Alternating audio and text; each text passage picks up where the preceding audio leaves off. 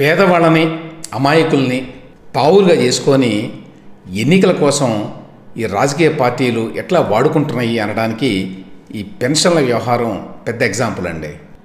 Screen మీద ఉన్నటువంటి ఈ వీడియో చూడండి. ఈ ముసలి వాళ్ళందరినీ కూడా వీళ్ళు మంచాల మీద తీసుకొస్తున్నారు, ఒక పెద్ద షో లాగా. ఇది వైకాపా వారి రాష్ట్ర స్థాయి నాటక పోటీలు అన్నమాట.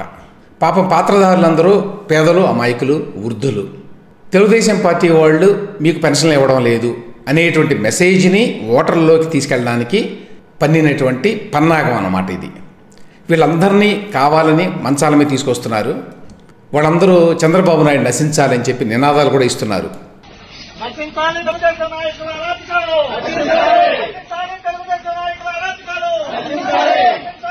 యాక్చువల్గా గ్రామ సచివాలయాల స్టాఫ్ సచివాలయాల దగ్గరికి వీళ్ళంతా వస్తే వీళ్ళకి పెన్షన్ ఇస్తారు అని చెప్పి నిన్న మరి చీఫ్ సెక్రటరీ గారి ఆధ్వర్యంలో జరిగినటువంటి ఆ మీటింగ్ తర్వాత ఒక సర్క్యులర్ ద్వారా తెలిపారండి.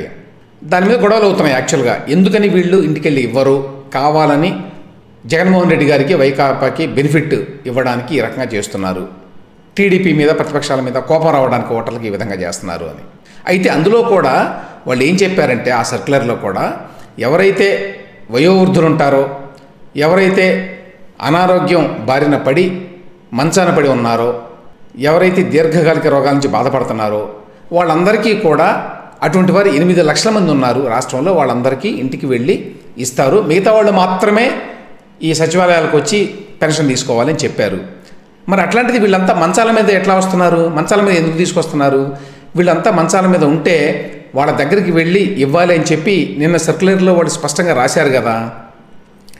అంటే ఏంటంటే ఉద్దేశపూర్వకంగా వైసీపీ వాళ్ళు ఈ స్టంట్లు చేయిస్తున్నారన్నమాట, ఈ డ్రామాలు ఆడిస్తున్నారన్నమాట. పెన్షన్లు మేము ఇస్తే వాలంటీర్ల ద్వారా మాత్రమే ఇస్తాం, లేకపోతే వాళ్ళంతా గ్రామ సచివాలయాలకు వచ్చి తీసుకోవాల్సిందే అని చెప్పి నిర్ణయించారండి జగన్ ప్రభుత్వంలో ఉన్నటువంటి ఉన్నతాధికారులు.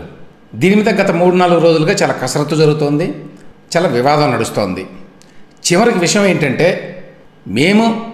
మీరు వాలంటీర్ల ద్వారా పంపిణీ చేయొద్దు ఈ పెన్షన్లు అని అన్నారు కాబట్టి మేము వారికి నేరుగా ఇంటి వద్దకు ఈ పెన్షన్లు అందచేయము, వాళ్ళంతా చచ్చినట్టు ఈ ఎండలో గ్రామ సచివాలయాలకు వచ్చి ఇవ్వాల్సిందే, ఎందుకంటే మా దగ్గర యంత్రాంగం లేదు, మాకు చేత కాదు అని చెప్పారండి. అంటే పంతం పట్టారన్నమాట. మీరు వాలంటీర్ల ద్వారా ఈ పింఛన్లు పంపిణీ చేయవద్దు అని చెప్పి ఎన్నికల సంఘం ఆదేశాలు ఇచ్చింది కాబట్టి వాలంటీర్లని ఈ ఎన్నికల ప్రక్రియలో భాగం చేయొద్దని చెప్పి ప్రతిపక్షాలు ఎప్పటి నుంచో ఒత్తిడి తీసుకొస్తున్నాయి కాబట్టి మేము ఈ విధంగా మీకు శిక్ష వేస్తాం, ఈ విధంగా మేము నేరేటివ్ని మారుస్తాం. ఇప్పుడు జనానికంతా ఏం చెప్తోంది వైసీపీ ప్రభుత్వం? తెలుగుదేశం నాయకులు, తెలుగుదేశం పార్టీ మీకు పింఛన్లు ఇవ్వద్దని చెప్పి ఆపేసింది అని చెప్తున్నారు. 2019లో ఏ స్క్రిప్ట్ అయితే వైకాపాకి పనిచేసిందో, ఏ స్క్రిప్ట్ను ఉపయోగించి వాళ్ళు అధికారంలోకి రాగలిగారో, ఏ రకమైన ప్రాపగాండాతోటి, ఏ రకమైన అబద్ధాల పునాదుల మీద అధికారంలోకి వచ్చారో అదే ప్రయోగాన్ని 2024లో కూడా వాళ్ళు వర్తింపజేస్తున్నారండి. ఒకసారి సక్సెస్ అయ్యారు కదా, గ్రాండ్ సక్సెస్. అది కూడా 151 సీట్లు వచ్చినాయి. ఆనాడే ఉన్నారు వివేకానంద రెడ్డి గారు హత్య జరిగితే ఆయన పార్టీ, ఆయన ప్రభుత్వం వెనకుండి వివేకానంద రెడ్డి గారిని హత్య చేయించింది అనేటువంటి ప్రచారాన్ని ప్రజలకు తీసుకెళ్ళగలిగారు. మొత్తం ప్రభుత్వంలో పైనుంచి కింద వరకు అందరూ కూడా చంద్రబాబు నాయుడు గారు కమ్మవాళ్ళనే పెట్టుకున్నాడు అని చెప్పి ఇంకో ప్రచారాన్ని కూడా చేయగలిగారు సైమల్టేనియస్గా. ఆనాడు దాదాపు 36 మంది డిఎస్పీలకి ప్రమోషన్లు వస్తే అందులో కనీసం 2-3 కూడా యాక్చువల్గా చంద్రబాబు నాయుడు గారి కులానికి చెందినటువంటి కమ్మవారు లేరు. కానీ 36లో మెజారిటీ అంతా వాళ్లే అని చెప్పి ఢిల్లీలో ప్రెస్ మీట్ పెట్టి స్వయంగా జగన్మోహన్ రెడ్డి చెప్పాడు, వేరే వాళ్ళు కాదు. ఆ ప్రచారాన్ని కూడా చాలామంది ఆనాడు నమ్మారు. వాటి ఫలితం ఆయనకి బ్రహ్మాండమైన రీతిలో అధికారం దక్కింది. ఇప్పుడు కూడా అదే మరి న్యాచురల్గా ఒకసారి సక్సెస్ అయినప్పుడు అదే ప్రయోగం, అదే స్క్రిప్టు మళ్ళీ ఉపయోగిస్తున్నారు. ఇప్పుడు పెన్షన్లు ఆపేసి, పెన్షన్లు రాకుండా చేసి, పెన్షన్లు ఇవ్వడంలో ఆలస్యం చేసి, పెన్షన్లు ఇవ్వడానికి ముప్పు తిప్పలు పెట్టి, తద్వారా ఇదిగో తెలుగుదేశం పార్టీ, ఇతర ప్రతిపక్షాలు మీకు పెన్షన్లు అందకుండా చేసినాయి, మళ్ళీ మీరు మాకు ఓటేస్తే కానీ మీకు పెన్షన్లు రావు అనేటువంటి మెసేజ్ని ప్రజల్లోకి తీసుకెళ్ళడానికి ఇన్ని రకాల ప్రయత్నాలు చేయాలో అన్ని రకాల ప్రయత్నాలు వైకాపా వాళ్ళు చేస్తున్నారండి. కానీ వాస్తవం ఏంటండి? వాస్తవం దానికి కంప్లీట్గా విరుద్ధం. వాళ్ళ ప్రచారం మాత్రం ఏ స్థాయిలో ఉంది? పెన్షన్లు ఆపింది చంద్రబాబే, పెద్ద బ్యానర్ హెడ్లైన్ సాక్షి పత్రికలో. పేదలపై పంతం అని చెప్పి మరొక హెడ్లైన్, సైంధవుడు చంద్రబాబే. పేజీలకు పేజీలు రాశారండి సాక్షి పత్రికలో, నిన్న ఇవాళ గత 3 రోజులుగా రాస్తున్నారు. స్వయంగా జగన్మోహన్ రెడ్డి గారే ఆయన సిద్ధం సభల్లో పెన్షన్లు ఆపింది చంద్రబాబు నాయుడే అని చెప్పి స్పష్టంగా అన్నాడండి. మదనపల్లి సభలో సీఎం వైఎస్ జగన్ వాళ్లే ఆపుతున్నారు. లక్షల మంది అవాతాతలకు, వికలాంగులకు, వితంతు అక్క చెల్లెమ్మలకు, ఇంకా తమను తాము పోషించుకోలేని అభాగ్యుల ఇంటికి వాలంటీర్లు వెళ్ళి పింఛన్ ఇవ్వడాన్ని అడ్డుకున్నారు అని చాలా స్పష్టంగా స్వయంగా ముఖ్యమంత్రి స్థానంలో ఉన్న వ్యక్తి ప్రచారం చేస్తున్నాడు. దీని మీద మరి ఎన్నికల సంఘం స్పందించాల్సిన అవసరం లేదా? వాస్తవం ఏంటి జరిగింది? వాస్తవం ఏంటంటే మీరు వాలంటీర్లను ఉపయోగించి పెన్షన్లతో పాటుగా మీ ప్రచారం చేసుకుంటున్నారు. అందువల్ల వాలంటీర్లను పక్కన పెట్టి గ్రామ సచివాలయాల ఉద్యోగుల ద్వారా, ప్రభుత్వ ఉద్యోగుల ద్వారా ఈ పెన్షన్లు పంపిణీ చేయండి అని సిటిజన్స్ ఫర్ డెమోక్రసీ సంస్థ ఎన్నికల కమిషన్కి ఒక అప్పీల్ చేసిందండి. వీళ్ళు అడ్డుకుంటే ఎన్నికల కమిషన్ అందులో మరి ఆ కుట్రలో ఒక భాగమైందా? ఎన్నికల కమిషన్ కూడా ఈ కుట్రలో భాగమైందని జగన్మోహన్ రెడ్డి గారు, వైసీపీ వాళ్ళు అంటున్నారా అనేది చాలా ఇంపార్టెంట్ పాయింట్. ఎన్నికల సంఘం తీసుకున్న నిర్ణయాన్ని తెలుగుదేశం పార్టీకి అంటగట్టి, ప్రతిపక్షాలకు అంటగట్టి తద్వారా రాజకీయ లబ్ధి పొందాలని చెప్పి జగన్మోహన్ రెడ్డి గారు ప్రయత్నిస్తున్నాడు. వాస్తవంగా జరిగింది ఏమిటంటేనండి, 1వ తేదీన యాక్చువల్గా డబ్బులు రిలీజ్ కావాలి. 2,000 కోట్ల రూపాయలు దాదాపుగా ఈ పెన్షన్లకు అవుతుంది. 66 లక్షల మందికి అందించాలి కాబట్టి. అయితే వీళ్ళు మార్చి 16వ తేదీ నుంచి మార్చి 30వ తేదీ మధ్యకాలంలో అక్కడ ఇక్కడ ఉన్నవి లేనివి అప్పులన్నీ పుట్టించి 13,000 రూపాయలు సేకరించి అవన్నీ ఏం చేశారో తెలుసా? అవన్నీ కూడా వీళ్ళకి కావాల్సిన కాంట్రాక్టులకు ఇచ్చుకున్నారు. దాని మీద కూడా ఎన్నో వార్తలు వచ్చినాయి. ఏమిటి? First come first served basis మీద ఒకవేళ పాత అప్పులు ఏమైనా ఉంటే ఇవ్వాలి. అసలు లక్షల కోట్ల రూపాయల అప్పులు ఉన్నాయండి కాంట్రాక్టర్లకి. అందులో అందరికేమీ ఇవ్వలేదు. వాళ్ళకి కావాల్సిన వాళ్ళకి, ఎవరైతే ఈ ఎన్నికల్లో పార్టిసిపేట్ చేస్తున్నారో వాళ్ళ తాలూకా వాళ్ళకి, తద్వారా డబ్బు సర్క్యులేషన్ జరుగుతుందన్నమాట వాళ్ళకి. వాళ్ళ కోసం అని చెప్పి 13,000 కోట్ల రూపాయలు వీళ్ళు రిలీజ్ చేశారు ఆయా కాంట్రాక్టర్లకి. అందువల్ల ప్రభుత్వం దగ్గర పైసా డబ్బు లేదు. ఇప్పుడు మళ్ళీ ఒక 4,000 కోట్లు తీసుకుంటున్నారు. పైసా డబ్బులు లేక ఏప్రిల్ 1వ తేదీన యాక్చువల్గా పింఛన్ల కోసం డబ్బులు రిలీజ్ చేయాల్సి ఉంటే రిలీజ్ చేయడానికి డబ్బులు లేక ఈ దొంగ నాటకం మొదలుపెట్టి తెలుగుదేశం పార్టీ అడ్డుకుంటోంది, ప్రతిపక్షాలు అడ్డుకున్నాయి, వాలంటీర్లను తొలగించారు, అందుకనే డబ్బులు ఇవ్వడం లేదు అనేటువంటి కపట నాటకం ఒకటి మొదలుపెట్టారు. ఇవాళ 3వ తేదీ యాక్చువల్గా ప్రభుత్వమే గతంలో ఏప్రిల్ 3వ తేదీ నుంచి పింఛన్ల పంపిణీ అని చెప్పిందండి. వాళ్ళే చెప్పారు ఈ మాట. కాబట్టి 1వ తేదీన పింఛన్లు ఇవ్వకపోవడానికి కారణం ఎన్నికల సంఘము కాదు, లేకపోతే ప్రతిపక్షాలు కాదు. దానికి ఏకైక కారణం డబ్బులు లేవు మీ దగ్గర, అందుకనే ముందే మీరు 3వ తేదీనే రిలీజ్ చేస్తామని చెప్పారు. ఆ ప్రకారం ఇవాళ డబ్బులు వస్తాయి. ఎందుకంటే అప్పు తీసుకున్నారు నిన్న మొన్న ఒక 4 కోట్లు ప్రభుత్వం, అందులోంచి 2,000 కోట్లు ఇందులో జమ చేస్తారేమో. అయితే ఇక్కడ కూడా మళ్ళీ ఒకటేమో వీళ్ళు కావాలని డబ్బులు లేక నాటకం ఆడారు. రెండవది దీన్ని మొత్తాన్ని పొలిటికల్గా ఉపయోగించుకోవాలి అనే ఉద్దేశంతో 2018లో ఏ విధంగానైతే వివేకానంద రెడ్డి గారి మర్డర్ కేసును ఉపయోగించుకొని ఇతరత్ర అనేక ఫేక్ ప్రచారాలు చేసి అధికారంలోకి వచ్చారో, ఈసారి వీళ్ళకి ఇది పెద్ద లడ్డూలా కనిపించింది. ఈ పెన్షన్ల వ్యవహారంలో మనం జనాన్ని కనుక ప్రభావితం చేయగలిగితే, తప్పుడు ప్రచారంతో వాళ్ళ మనసులను గెలుచుకోగలిగితే మళ్ళీ అధికారంలో రావడం ఈజీ. సో ఆ పనిలో పడ్డారండి మొత్తం అధికార పార్టీ వాళ్ళు. ప్రతి చోట, ప్రతి నియోజకవర్గంలో చాలా స్పష్టంగా నిన్న జోగి రమేష్ ఆయనే మాట్లాడుతున్న మాటలు కూడా వచ్చినాయి. ఎందుకు రాలా? కారణం ఏంటి తెలీదా? అంత చెప్పండి. చంద్రబాబు అనే దొంగ కోట్లు వేశాడు. ఏది మొన్న ఏది వాలంటీర్లు వెళ్ళి ఇంటికి వెళ్ళి పెన్షన్లు ఇస్తున్నాడు, ఆపేయండి అని కోట్లు వేశాడు. ఆ పనికి మాట్లాడు, దానివల్ల ఆగింది. అందరికి చెప్పండి, చంద్రబాబు అనేవాడు ఎంత దుర్మార్గుడో చెప్పండి. ఏంటి అక్కడ లబ్ధిదారు మరి మాకు ఇంకా పెన్షన్ రాలేదండి అని అడిగితే, పెన్షన్ ఎందుకు రాలేదో మీకు తెలియదా? తెలుగుదేశం పార్టీ వాళ్ళు అడ్డుకున్నారు, చంద్రబాబు నాయుడు మీకు ఇవ్వద్దన్నాడు, అందువల్ల ఆగిపోయింది అని స్వయంగా జోగి రమేష్ ఒక మంత్రిగా ఉన్న వ్యక్తి చెప్తున్నాడు. దాన్ని బట్టి అర్థం చేసుకోవచ్చు ఏ స్థాయిలో వీళ్ళు ప్రచారం చేస్తున్నారో. ఇక ప్రభుత్వంలో ఉన్నటువంటి ఉన్నతాధికారులు ఏ విధంగా ప్రవర్తిస్తున్నారు. ఆల్రెడీ 3 IPS అధికారులని, అంటే జిల్లా కలెక్టర్ల స్థాయిలో ఉన్న వాళ్ళని, మరొక 5 SPలని, 1 ఇన్స్పెక్టర్ జనరల్ని ఎన్నికల సంఘం బదిలీ చేసిందండి. అది పెద్ద డెవలప్మెంట్ యాక్చువల్గా. అంతమందిని ఒకేసారి 6 IPS 3 IASలని బదిలీ చేయటం కాదు. చాలామంది బదిలీ చేయటం అంటే ఏముందండి, చిన్నదే కదా అని అనుకుంటున్నారు. వాళ్ళని సాయంత్రానికల్లా కుర్చీలు ఖాళీ చేసి వెళ్ళిపోండి అని చెప్పింది ఎన్నికల కమిషను. రెండవది, వాళ్ళకి ఎటువంటి ఎన్నికల విధులు ఇవ్వవద్దు, వాళ్ళందరినీ తీసుకెళ్ళి అక్కడ ఖాళీగా కూర్చోబెట్టండి అని చెప్పింది. సో అది పనిష్మెంట్, అది వాళ్ళ కెరీర్లో అదొక మచ్చ. అంతేకాదు, కొత్తగా ప్యానల్ని పంపిస్తే మేము ఎంపిక చేస్తామన్నారు ఆ స్థానాల్లో ఎవరిని పెట్టాలో. సో ఆ రకంగా స్ట్రాంగ్ యాక్షన్ తీసుకుందండి ఎన్నికల కమిషను. అయినా కూడా ఉన్నతాధికారులు ఎటువంటి భయపట్ల.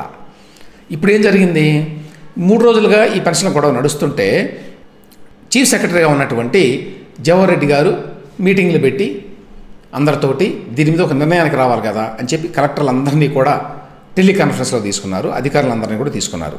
అప్పుడు అధికారులందరూ, కలెక్టర్లందరూ కూడా ప్రత్యామ్నాయ ఏర్పాట్లు చేసి మేము ఇంటింటికి వెళ్ళి ఈ పెన్షన్లు అందించగలము, అది అసాధ్యం కాదు, కొన్ని ఇబ్బందులు ఉన్నాయి, కానీ ఇంటింటికి వెళ్ళి చేయటం అనేది పెద్ద సమస్య కాదు అని స్పష్టంగా చెప్పారండి ఆ మీటింగ్లో. సరే సరే అన్నారు జవహర్ రెడ్డి గారు. ఆ తర్వాత రోజున దానికి సంబంధించి సర్క్యులర్ కూడా ఆల్మోస్ట్ తయారైంది. గతంలో ఏ విధంగా జరిగిందో అదేవిధంగా ఇంటింటికి వెళ్ళి పింఛన్లు అందించాలి. ఎవరు అందిస్తారంటే గ్రామ సచివాలయ ఉద్యోగులు. వాళ్ళు 1,50,000 మంది ఉన్నారు. వాలంటీర్లు 2.5 లక్షల మంది ఉన్నారండి. అది ఒక్కటే తేడా. 1,50,000 మంది ఉంటే ఇంకా మెప్మా అని చెప్పి ఇతరత్రా ఉన్నటువంటి ఉద్యోగులను కూడా ఇందులో తీసుకోండి, వాళ్ళకు 40,000 50,000 మంది ఉంటారు. ఆ రకంగా పెద్ద ఇబ్బంది లేదని చెప్పి ఒక నిర్ణయానికి వచ్చారు. అయితే ఆ వెంటనే ముఖ్యమంత్రి గారి కార్యాలయంలోని ఉన్నతాధికారులు రంగంలోకి దిగారు. వాళ్ళు ముఖ్యమంత్రి గారి మనసు తెలుసు కాబట్టి ఈ పింఛన్లు ఎట్టి పరిస్థితులు అందకూడదు, వెంటనే సులభంగా వాళ్ళకి ఇంత ముందులాగా ఇంటికెళ్ళి ఇవ్వకూడదు, వాళ్ళని 30 తిప్పలు పెట్టాలి. 30 తిప్పలు పెట్టి వాళ్ళకి మీకు 30 తిప్పలు ఎందుకు వచ్చినాయి అంటే చంద్రబాబు నాయుడు, టీడీపీ, ప్రతిపక్షాలు అని చెప్పాలి, ఆ మెసేజ్ వెళ్ళాలి జనంలోకి అనేటువంటి ఉద్దేశంతో వీళ్ళు మళ్ళీ ఏం చేశారు, లాస్ట్ మినిట్లో మార్చేశారండి. దాన్ని మార్చి కొత్తగా నిన్నగా సర్క్యులర్ వచ్చింది, 3-4 పేజీల సర్క్యులర్.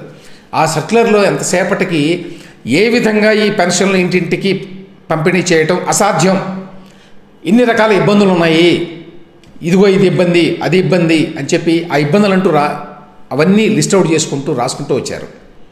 అంటే దాని వెనక ఆలోచన ఏంటి, ఇంటింటికి పింఛన్లు పంపిణీ చేయకూడదు, చేయడం సాధ్యం కాదు అని చెప్పడం ఆ సర్క్యులర్ ఉద్దేశం. చేసి చివరికి ఏం చేశారు, ఇంటింటికి పంపిణీ చేయడం సాధ్యం కాదు కాబట్టి కొద్దిమంది మరి చాలా వృద్ధులకి, వికలాంగులకి, లేకపోతే ఇతరత్ర అనారోగ్య పరిస్థితుల్లో ఉన్న వాళ్ళకి కొద్దిమందికి, ఎంతమంది అంటే వారు 8 లక్షల మంది అట.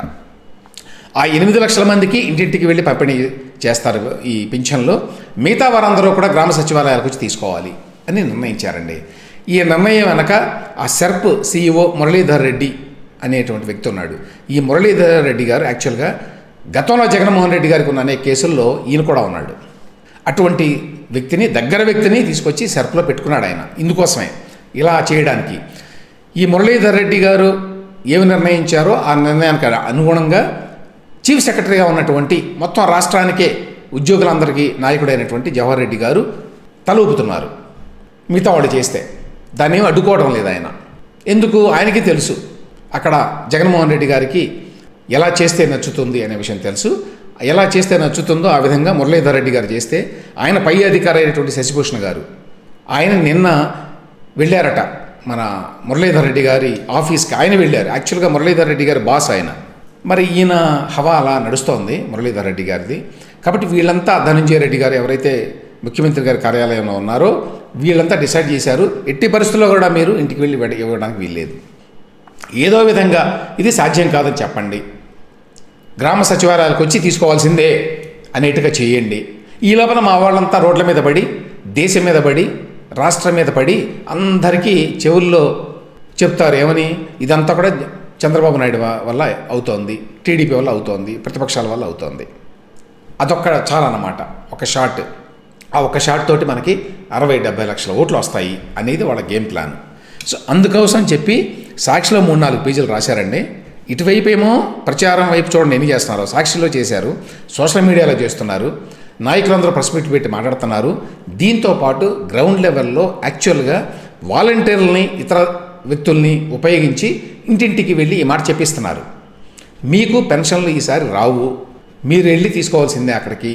చంద్రబాబు నాయుడు ఇవ్వొద్దని చెప్పాడు, మళ్ళీ జగన్మోహన్ రెడ్డి గారు వస్తే కానీ మీకు ఇంటికి పెన్షన్లు రావు అనేటువంటి మెసేజ్ని పంపిస్తున్నాడు. మరొక వైపు ఇటు అధికారంలో ప్రభుత్వంలో ఏం చేస్తున్నాడు, ప్రభుత్వంలో ఈ పెన్షన్లు స్మూత్గా అందరికీ అందకుండా గతంలో లాగా దానికి తగిన ఏర్పాట్లు చేశాడు.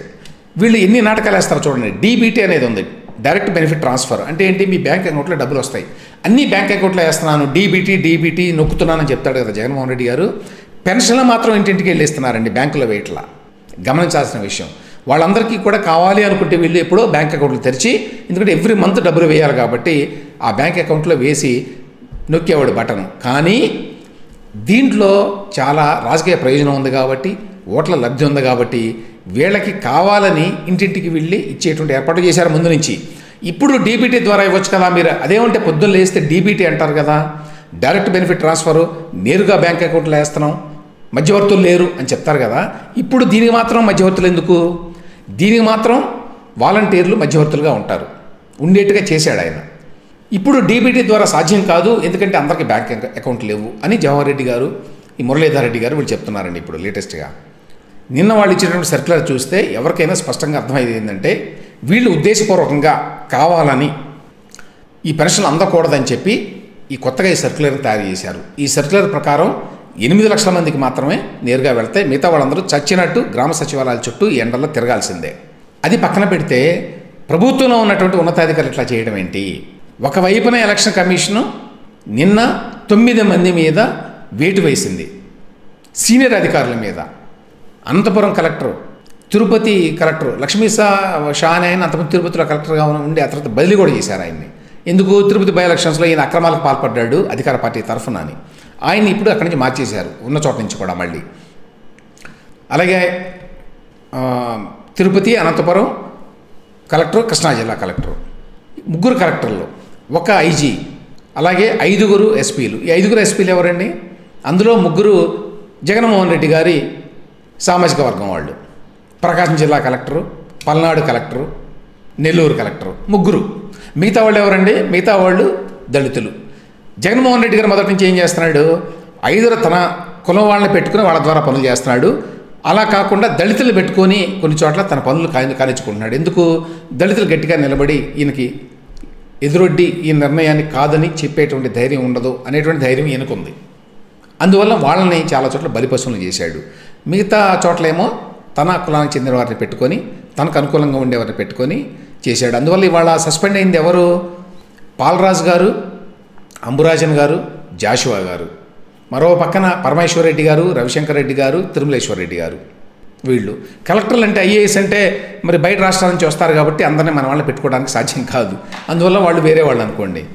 గౌతమి గారు అనే ఒక కలెక్టరు, అలాగే లక్ష్మీ షా అనే ఒక ఐఏఎస్, అలాగే మరొకరు. సో ఈ విధంగా ఇంత కఠినమైనటువంటి చర్య తీసుకున్నా కూడా ఎన్నికల సంఘం ఇప్పుడు ముఖ్యమంత్రి చుట్టూ ఉండేటువంటి ఉన్నతాధికారులు ఎవరో కూడా ఇప్పటికే భయపడటంలా.